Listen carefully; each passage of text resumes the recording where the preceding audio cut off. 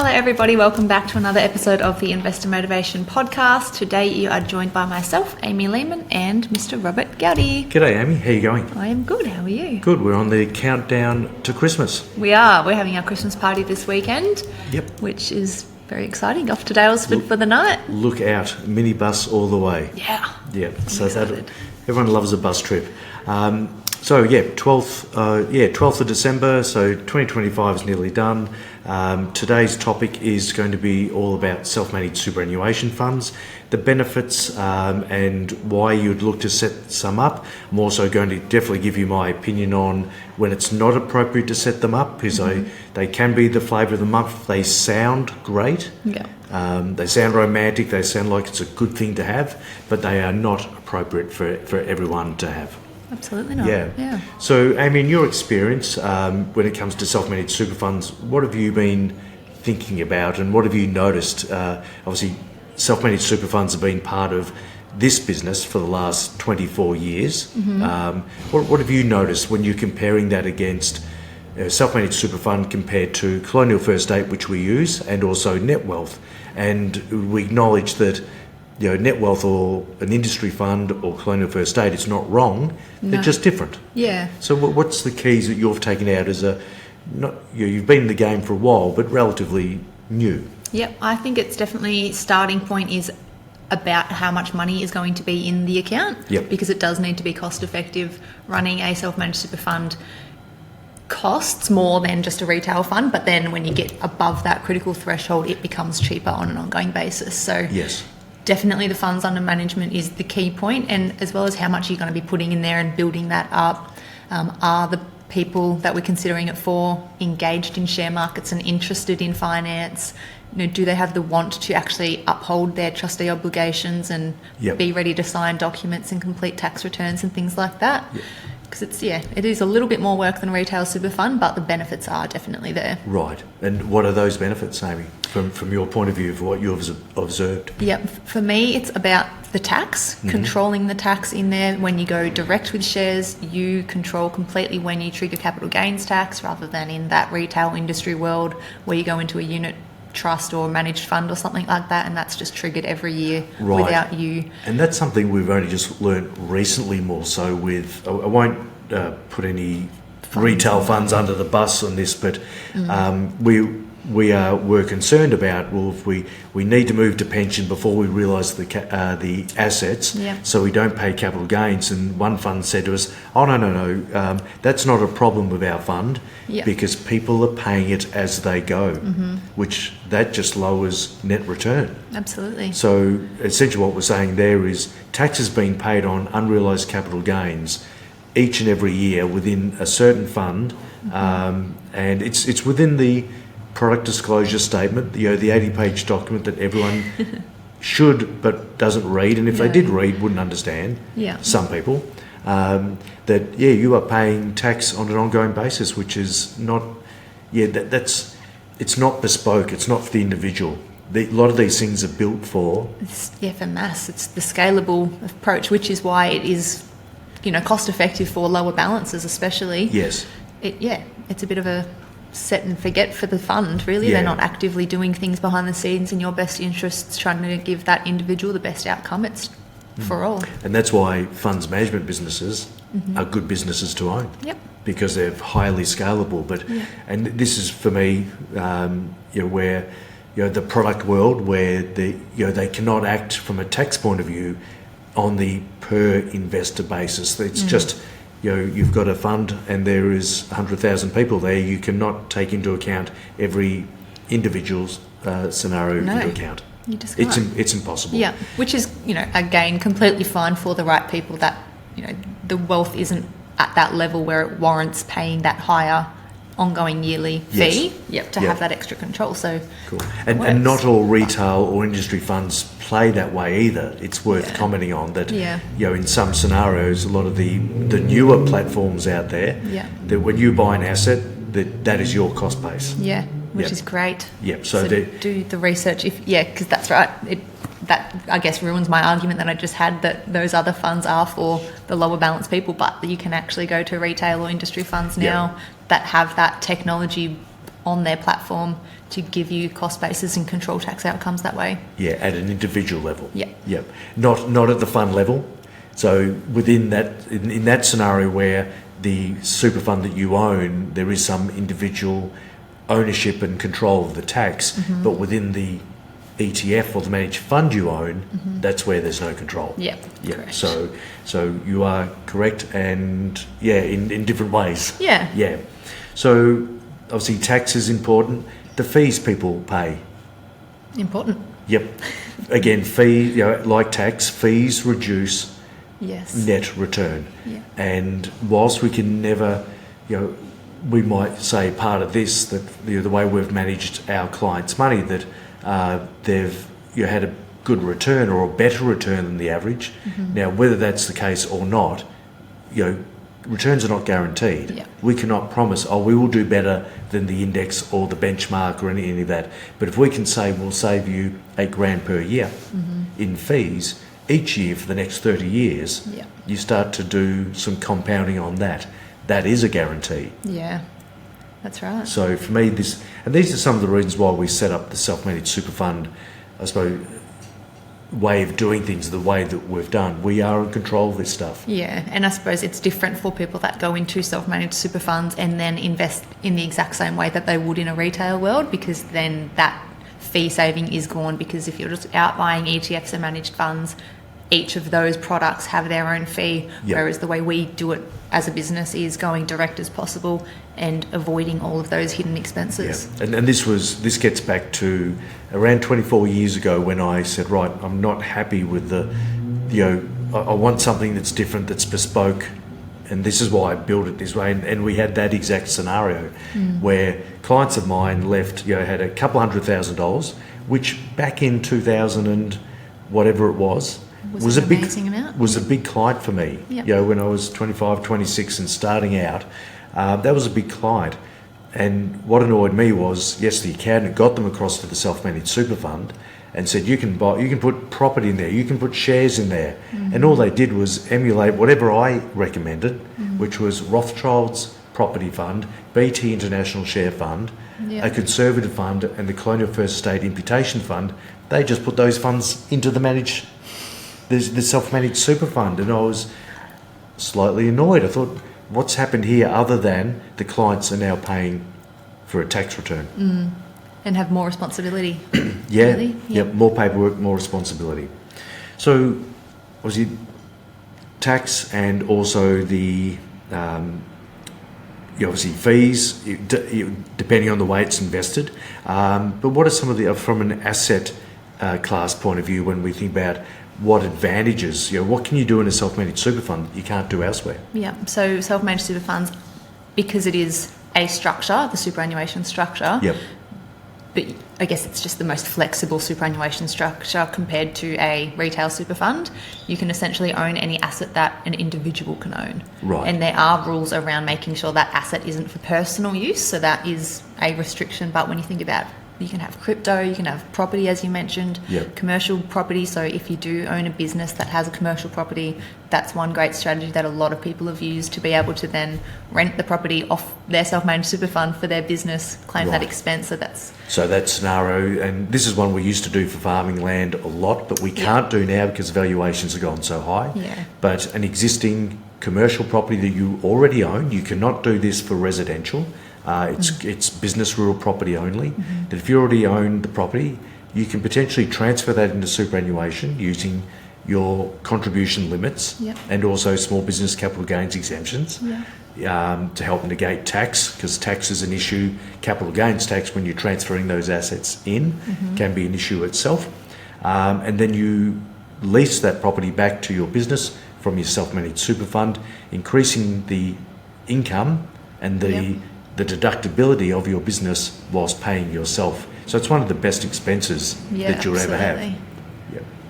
So that is definitely an option. We see, and we definitely need to touch on what we're seeing on social media, and this will relate back to the ASIC report 824 around the setting up of funds. We see so much on social media. Yeah.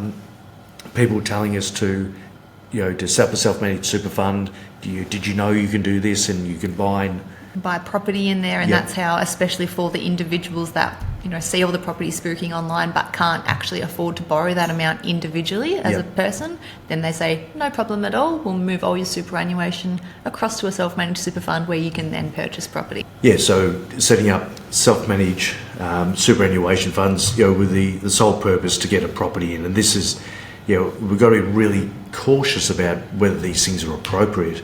And whilst all these ads show that you can technically do this, it doesn't mean that you should. Absolutely not. Yeah. So can you explain what these people are suggesting people do? So as I mentioned, it's generally first and foremost try and get as much property as you can in your individual name by using some equity in your home and Yes. using that to borrow. But if people are so highly leveraged that they can't get enough borrowing to purchase another property, it's generally no worries. Roll your retail superannuation funds that you have already into a self-managed super fund and then use the equity there or the cash available there to then take out a loan, which in a self-managed super fund is a limited recourse borrowing agreement, to then purchase a property and have the property there. Right, okay. Yeah, now, as I said, technically you can do this, and a lot of Yes. the advertising, obviously spends a lot of time explaining how you can do it. Here is the process, but it's not the real question, is it? It's not the question that should be asked. No. Should you do it? Well, that depends on what returns are going to be there. And again, who's answering that question? Besides us, I've got plenty of information on whether you should. Yeah. Will property be as good for the next 20 years as it has been for the previous 20 years? And I'm saying hard no on that. It's just numerically impossible for it to continue to do what it's done. Yeah. So I think people need to be really cautious about that. And when I think about that strategy, what are the risks? So the first risk is they now have no diversification. Yeah. All of your superannuation money that you need to retire on is tied up in property. Yep. So all of your super plus the leverage, Yeah. the debt The that debt. people have taken on within the self-managed super fund adds a whole bucket load of further risk. Yeah. And if that property isn't generating enough income to even pay down the mortgage repayments against that property, then that's means you personally still need to have the cash flow available to put into the super fund each year to Yep. go towards paying down that debt. Yep, via a salary sacrifice, but that is going to upset your cash flow. So this is, and I think the one thing that I read on, there was a case study on LinkedIn, it was just during the week, that there was a lady that went to the property specialist, but she was a single mother and didn't qualify for a loan in her own name. Yeah. So this is where, as you said before, that didn't work in their own name, so they've recommended the self-managed superannuation fund. So they've used her super and bought an apartment, some two-bed apartment that, when the transaction was done, it cost X amount of money. She went and did a search in the same block, the same development, a three-bedder sold for $100,000 less. Ugh. Now, I'm not sure who paid, some money was paid back to her, 10 grand in compensation. From the person that told her to buy the property. Correct. Yeah. But this is where the people are this is the other problem, that they are so highly incentivised by what they call marketing fees, and these can be up to 60 grand that are just put on top of the value of the property, and the people that are buying it are using debt to fund these commissions. So be very cautious. Just because you can doesn't mean you should. Yeah. Seek alternative options as well. Well, yeah, look at what your other options are. Yeah.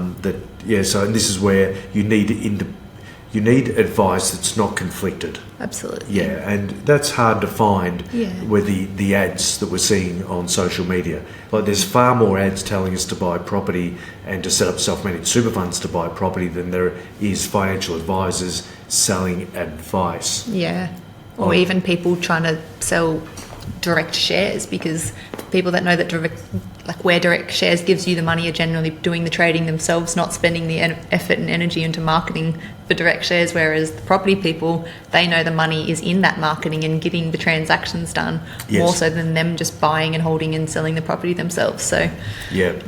have that double lens on everything that you consume on the internet and compare it to an alternative, at least one or two separate alternatives. Yes. Yeah, and for people to go and promote the share market or any financial product, you need to have the same licensing that you and I have got. Yeah.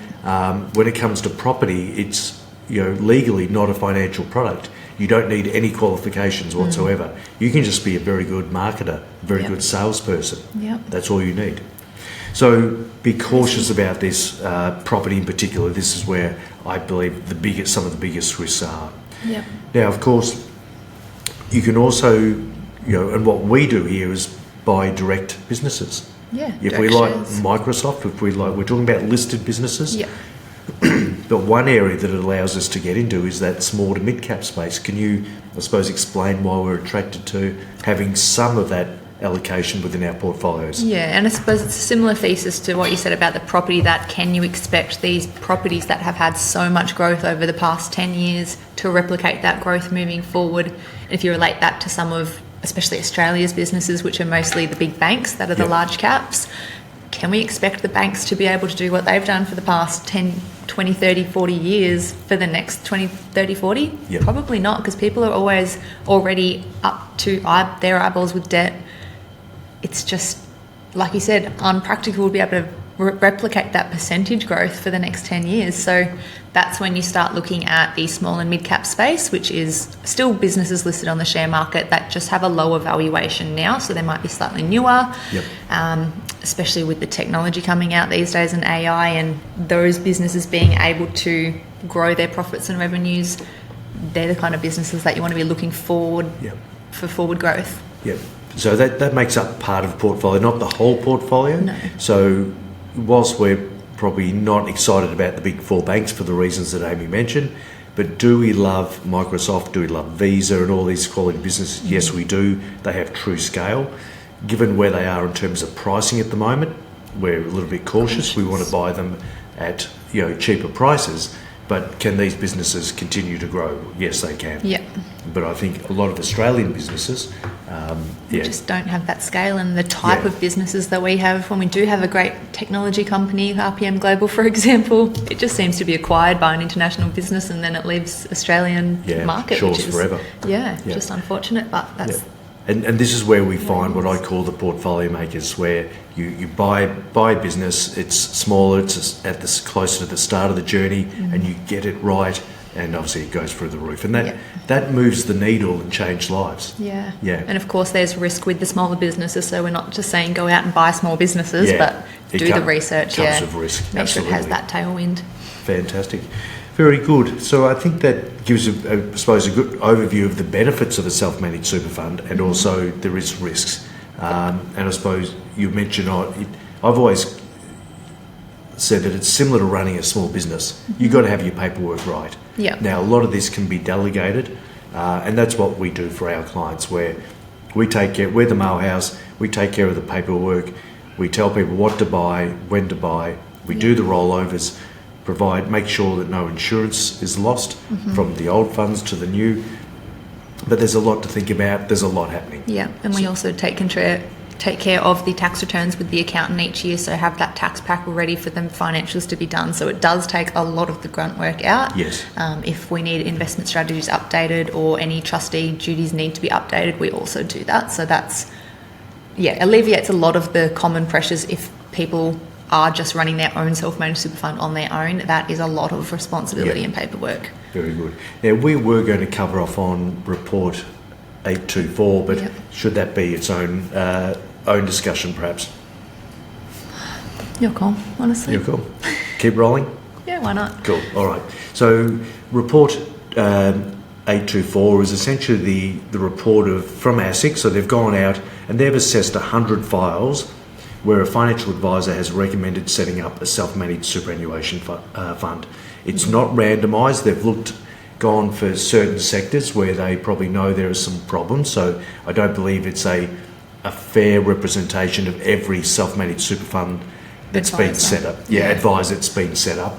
But it has probably highlighted that, and I'll let Amy go through some of the issues, because what is the percentage of wealth within self-managed super funds now? Approximately 25%, which is a lot. especially, so that's approximately $1 trillion. The self-managed super fund world is approximately, the superannuation environment totally in Australia is around 4 trillion. So 25% of superannuation wealth is in self-managed super funds. It's a huge number. It's huge. So you need to have that advice right from the beginning. But yeah, as Rob said, unfortunately, the findings from the report are that approximately 60% of the advice files audited were shown that it wasn't in the client's best interest to set that up and the investments inside. A big number. Big number. Yep. And 27 of those files had significant concerns about, that it would be a detriment to the client. So as in, that would be a negative outcome compared to doing nothing, essentially, leaving them as they were, which is, really unfortunate. But the main findings of the report were that the suitability for the type of clients that were walking in the door, it just didn't suit. So again, that might be the lower balance where the fees just don't justify moving across. Yes. Or that client has openly said, I don't want the responsibility of being a trustee and I just don't need that hassle moving forward. Yep. That's a misuse of advice, really. Yeah, absolutely. And they definitely spoke about for the reasons for setting up. One of the, we'll call it an excuse rather than a benefit. They would say that control is the argument to go in. Yeah. That that is really not an argument anymore, because the products like NetWealth and Hub24, they have incredible technology. If you want to buy international shares directly, you can do that on these platforms. Yep. You do not need a self-managed super fund to do that. Years ago you did, but you don't anymore. The technology allows that. So that there is definitely a misuse to say that you get some amazing amount of control. Yeah. I suppose one thing on control, and still comparatively with NetWealth or the Hub24, is that they don't have the entire share market. So they might have the top 300 international businesses on there, but not everything. So it's understanding what control is with the client, and these clients never specifically said, I want to be able to buy small cap international businesses and need that in the self-managed super fund world. So very good. What was the other one that I think was interesting around order taking? What was your view on that? Is that where a financial advisor has been told by a different business? And I think order taking and conflicts of interest, where, as we spoke about property before, property is a big part of this, that the financial advisor is essentially just setting it up as part of as a compliant financial advice process to suit the goal of, I need to buy property. Yeah, absolutely. So that's probably when clients walk in the door after seeing all of that marketing online and saying, I need a self-managed super fund, I'm here, can you please set one up for me? And that advisor hasn't taken the client through those little alternatives that we talked about, making sure that their whole situation has been assessed to make sure it's suitable and the right product for them. They just didn't do that. They went, no problem, you've instructed me to do this, I will do it for you. That's it. And that financial advisor may be within the same business that has said, hey, you need the property. There is a little bit of that going on, isn't there, unfortunately? Well, so, and a lot of these businesses separate, the buyer's agent, the self-managed super fund, the accounting and the property marketing side of things. So all separated legally. So there's some of the main things that we've seen. So self-managed super fund, what sort of values do they become a real option for people? Not talking about property, but what values? Amy, would you look at a client and say, it's probably time? As in, what values would the client have that I recommend it? Yes. Probably. Well, I suppose there's two elements to this question. What value and what type of client? So the value would again be the fee saving if they have a substantial amount of money in their existing super funds and the fees are extreme. The value we can instantly provide that client, even if they were to sometimes be invested in not 100% direct shares, a little bit of diversification with ETFs in there or something. The fee saving is that value. Like you said, we can't guarantee returns, but that fee saving is huge. And to put a number on that, my thinking is, if 800 to $1 million, with more money going in via salary sacrifice and contributing regularly, then it starts to make some real sense. Now, the ATO have had numbers of $200,000 as the minimum. I think it's well above that, and that's a very old number, but that number has not been indexed with CPI, has it? No, not by a long shot. So That's definitely a number that I have in my mind where it becomes more appropriate. Yeah. And the type of people. The type of people are people that are interested in markets. They're interested in doing the maximum that they can to grow their wealth. They understand that capital gains is more controllable in the self-managed super fund world. They are contributing regularly, as you said, and they really do have a desire to be the most efficient at wealth accumulation that they want to be. Yeah, fantastic. Very engaged clients. Very good. All right, Amy, I reckon that is enough for today, and me coughing and drinking in between, but we've got through it. Amy, where can people find you? You can find me on Instagram, TikTok, YouTube, I suppose. We have a business YouTube channel, which is Investor Motivation, and then personally it's Amy Lehmann FA for Financial Advisor. Yeah, fantastic. Yeah, our Investor Motivation is our longest running channel. We're approaching 10,000 subscribers on that. No way. True, and that is around 13 years of hard yak doing that. So that's and there's coming up to 900 videos on that platform now. Wow. Podcasts, videos, and shorts, and so on. So if you're not subscribed to that, please go and give us a subscription. That would be good. And people can find me on TikTok and all the other ones as well. If anyone's got a topic you would like us to cover, please let us know. We become better advisors and more technical when you ask us questions. So we really do value that. So please ask us a question and we'll cover it off. Thank you, Amy, and thanks everyone for listening. Thank you. Bye. See ya.